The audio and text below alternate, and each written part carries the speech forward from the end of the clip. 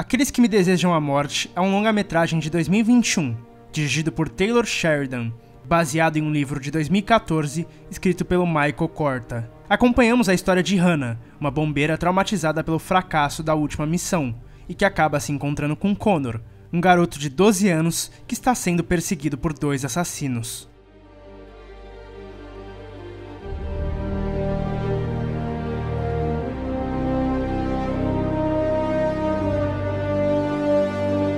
Um dos principais detalhes que me chamou a atenção foi a fotografia, com muitos planos bem abertos utilizando muito do cenário, que é espetacular para compor o enquadramento. Podemos até encarar o cenário como um personagem, já que ele tem total ligação com a história. Também vemos alguns planos bem fechados para ajudar o espectador a imergir na história e ficarmos tenso com os personagens. Outros enquadramentos também ajudam na criação dessa atmosfera de tensão, como o contra-plongé para criar uma superioridade e o plongé para criar uma inferioridade. Como falei, vemos alguns planos lindos, mas gostaria de ressaltar uma das últimas cenas do filme, um ótimo trabalho do diretor de fotografia, Ben Richardson.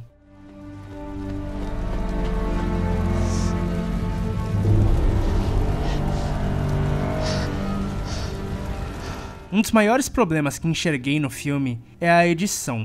Muitos cortes desnecessários, tem pequenas cenas que não está acontecendo nada demais e o montador utiliza 3 enquadramentos diferentes em questão de segundos. Eu entendo que o diretor quer criar um ritmo acelerado para um filme, mas não precisamos disso em todos os momentos, fora que acaba atrapalhando um pouco o desenvolvimento dos personagens. E o que mais me incomodou foi a transição entre as cenas. Sempre que havia a necessidade de trocar de personagem ou local, o diretor sobe a música e coloca um plano bem aberto do cenário. E se fosse algumas vezes, não me incomodaria. Até acharia bom, pois o cenário está ligado com a história. E poderíamos ver os personagens se encontrando aos poucos, porém, mesmo depois de todos os personagens se encontrarem, essa mesma transição continua. E sério, antes dos 6 minutos do filme, o diretor já utilizou isso 3 vezes. E realmente eu parei de contar depois da 12ª vez, e nem estava tão no final do filme assim. Acaba ficando cansativo e atrapalha muito no ritmo da obra. Em algumas cenas, existem erros de continuidade tão grandes que acabam tirando a atenção e a imersão do espectador. Faltou um cuidado da direção e do editor. Outro detalhe que faltou um cuidado foi com a trilha sonora, que é boa, porém em muitos momentos não foi tão bem utilizada e acaba tirando o foco principal do filme. Então a trilha não é nem um pouco marcante.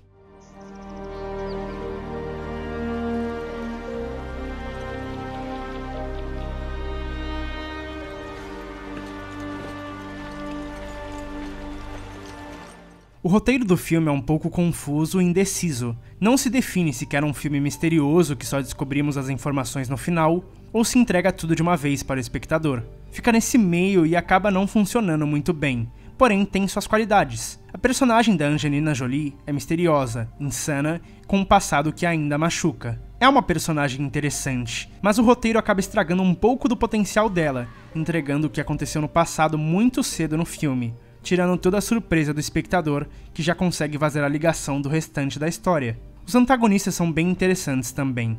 2 irmãos bem treinados, frios, mas senti uma falta de motivação por trás, pois não tem tantas respostas para o espectador. Na verdade, não tem nenhuma, e senti que poderia agregar mais para esses personagens. Também existem alguns furos de roteiro que eu não consigo passar um pano. Sinto que na hora da edição tiraram algumas cenas que acabaram criando esses furos. Uma grande qualidade do roteiro é um dos subplots do filme, sobre a relação do personagem interpretado pelo Jon Bernthal com a sua esposa grávida, interpretada pela Medina Senghor. A relação deles é muito interessante, eles possuem uma química bem legal. É um subplot tão interessante que eu até diria ser mais interessante do que a história principal do filme, então isso acaba se tornando um defeito. E falando sobre atuação, todos estão muito bem dirigidos, principalmente a Angelina Jolie, que nos anos 2000 atuou em vários filmes de ação e drama e sabe mandar bem nos 2 gêneros, então o papel encaixou muito bem para ela. Tem até algumas cenas de ação completamente gratuitas só para Angelina se exibir.